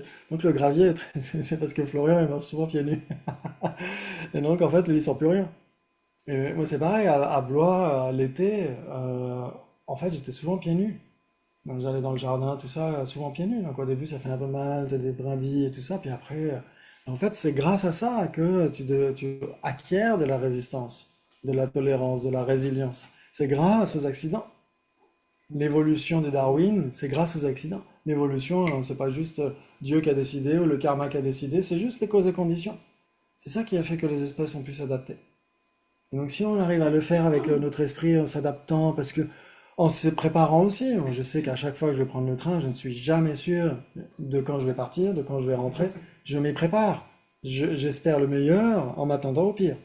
À chaque fois. Et donc quand ça arrive, je suis pas déçu. Parce que je sais très bien que l'état dans lequel l'état dans lequel se trouve la SNCF, c'est de pire en pire. Je pourrais écrire un bouquin là-dessus. Et donc forcément, quand on s'y attend, on n'est pas déçu au moment où ça arrive. Et puis j'imagine qu'il n'y a pas justement quand on est en retard. Et à quoi ça sert? À quoi ça sert? À quoi ça sert? Mais en même temps, ça ne veut pas dire qu'il faut rien faire et pas formuler une plainte pour pas que les choses changent. Mais en effet, c'est très important de faire la part des choses, de comment est-ce qu'on vit le truc.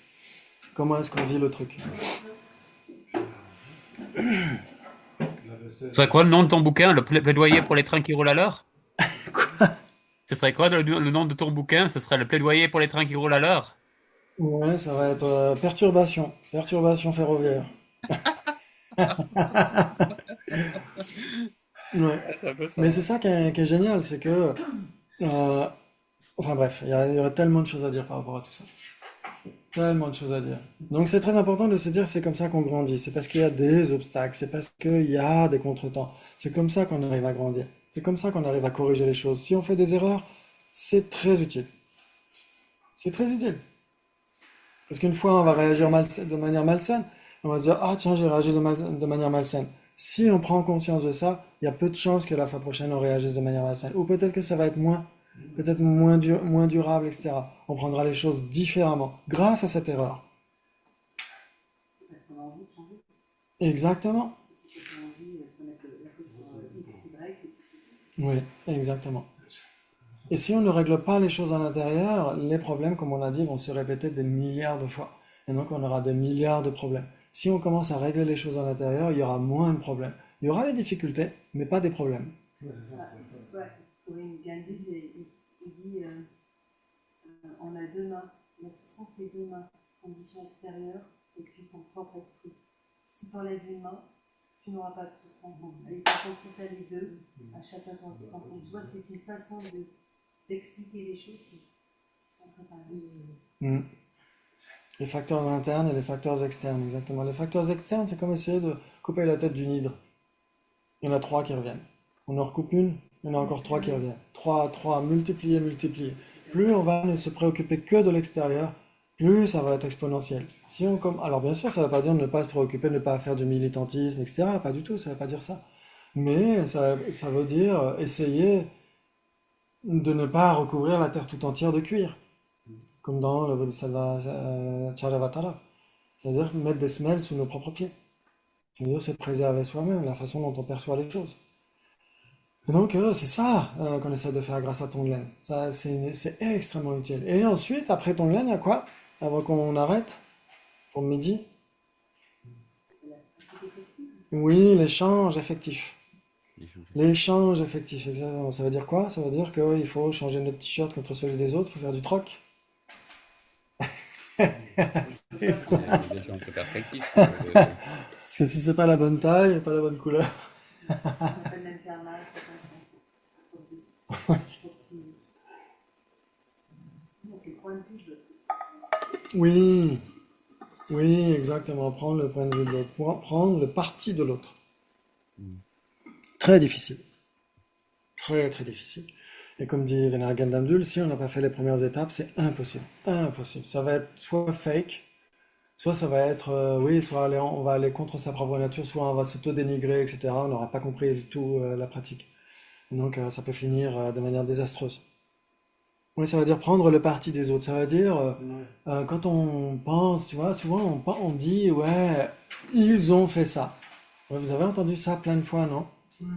Tiens, ils ont fait des travaux dans la rue, etc. Donc là, c'est plutôt neutre.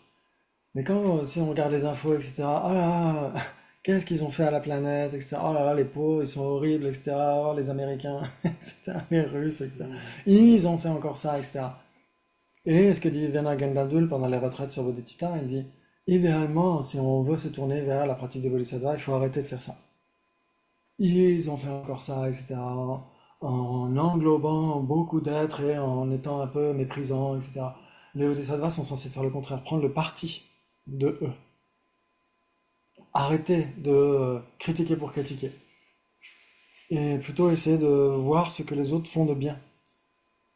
Et d'essayer de voir ce que nous, on fait de mal.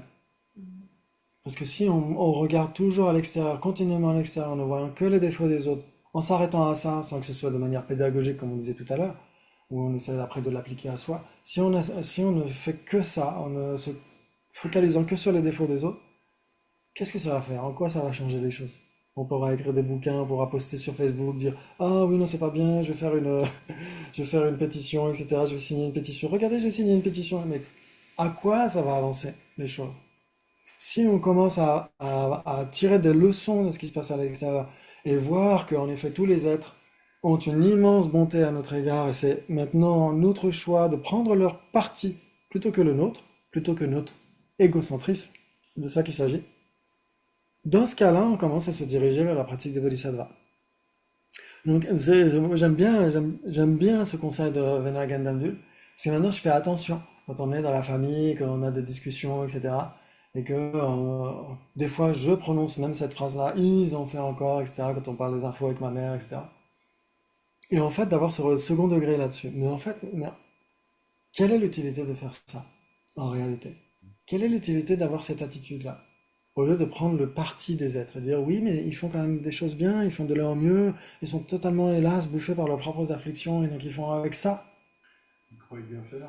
Exactement. C'est qu'en fait, on n'a pas toujours conscience des arguments qu'ils ont, qui les amènent à prendre ces décisions. Oui. Nous, on analyse avec nos arguments, et c'est cette différence entre l'acceptation que eux, ils analysent avec d'autres arguments que nous, on n'a pas, donc on peut pas s'aligner avec eux. Mais il y a cette habitude qu'on a de juger. Et on juge avec nos arguments, mais on les a pas tous. Ouais, tout à fait. Eux non plus, d'ailleurs. Ils les ont pas tous. Mais ils analysent avec leurs arguments. Et cette habitude qu'on a de juger tout de suite, je trouve que c'est assez néfaste, parce que, bon, déjà, ça crée la différence entre soi et l'autre. Et puis, il y a ce fait que on n'accepte pas, ça ne nous vient pas à l'esprit que eux, ils ont d'autres arguments qui sont peut-être qui sont sûrement tout à fait tangibles à un niveau. Et Exactement. c'est compliqué. Hein, C'est mais- compliqué. C'est compliqué. Oui, d'accord, mais après, s'il s'agit d'actes criminels ou quoi, c'est condamnable. Tout à Mais fait. bon, c'est pas une Ça, question c'est- jugée, là, c'est un fait. C'est juste un fait. Même si c'est un acte criminel, il va y avoir un jugement, donc on va prendre Oui. en conséquence la vie de la personne, Ouais, différente c'est de bien. tout un ensemble, un contexte, pour prendre la meilleure décision au regard des informations qu'on aura. Donc, on va identifier un maximum les informations à On ne peut pas juger C'est trop pas vite, acceptable, mais il y a un ensemble de conditions qui amènent les gens à faire ça. Voilà. Ils sont pris dans un. Et ça, on en prend Ce compte, serait mais trop simple c'est condamnable. De dire, bah non. De toute façon. C'est pas dire, ah oui, envahir un autre pays, flinguer du monde, flinguer son propre peuple, etc. C'est, ah oui, ils ont raison, c'est pas ça, hein, l'échange affectif de soi avec autrui. C'est pas du tout ça. C'est commencer à, en effet, voir ce qu'il y a de bien chez les autres et voir, ne pas, en effet, faire la distinction entre l'acte et la personne. Faire la distinction. Moi, je me souviens, c'est un conseil qu'a donné ça depuis longtemps. En 2008, déjà, Drepung Gomang, il avait donné une initiation, il avait commenté les 8 strophes du Lojong. Et dès la première strophe, il a dit, c'est très important de faire la distinction entre l'auteur de l'acte et l'acte lui-même. Alors bien sûr, on ne peut pas séparer les deux, mettre l'acte en prison et laisser la personne dehors. Ça, on ne peut pas le faire. Mais toujours dans notre cœur, faire la distinction entre les deux. La personne, elle a ses propres visions, elle a ses propres, etc. Tu peux avoir même des proches dans la famille qui peuvent être racistes, ça peut très bien arriver. Mais quand tu les vois, tu es obligé de faire abstraction de ça. Sinon, tu les vois plus jamais.